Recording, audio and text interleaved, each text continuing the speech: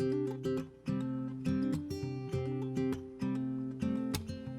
name's Peter Vaughan and I'm the director of Vaughan's Kitchen and Cookery School in Devizes, Wiltshire. So Vaughan's Cookery School is set up for anybody who just enjoys cooking and wants to learn more about this amazing craft. I've known Wiltshire Farm Foods actually, ironically, through my grandparents. They started buying Wiltshire Farm Foods for the midweek food, and then they would cook their food for the weekend. And that's when I used to pick up the magazines and look and help them choose. And that's kind of where it all started.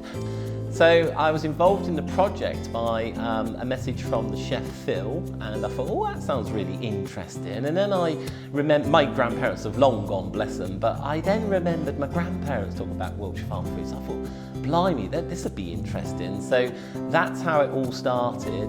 So one of the dishes that we created is, well, the French name would be beef à la flamande, and it's a dish from Flemish. It's a Flemish dish, Belgium.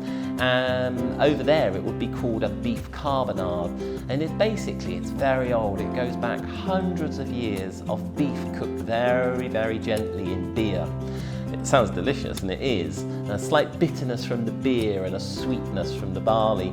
And I thought this would be a really nice dish because sometimes the great classics, they're classics because they're brilliant and they can't be changed. And many great famous French chefs say there are no new recipes. The classics will always be the best. So we're doing a beef carbonade, and then finally for a dessert, then this is all about summer, and I don't believe there's a better combination than chocolate and cherries. So effectively it's a hot chocolate and cherry brownie pudding.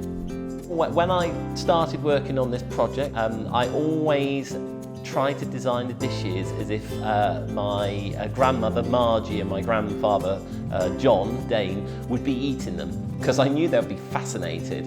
And so I always imagined in my head that they would be the customers buying, spending their money and sitting back and enjoying this, and the taste and the sensation. So there's actually quite a lot going on in dishes, as there should be, but actually they're very, very simple and enjoyable to eat. So I had them in my head as my critiques.